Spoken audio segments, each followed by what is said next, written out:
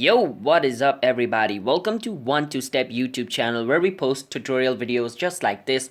And in this video, I'm going to be showing you guys how you guys can change your username on your Discord mobile. So right now I have opened my Discord on my mobile, and to change my username is pretty simple. I want to click on my profile picture, which is at the bottom right corner over here.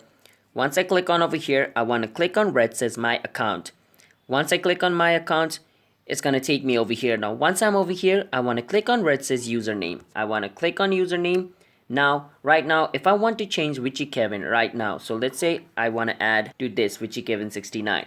After typing my name, I can click on this button over here.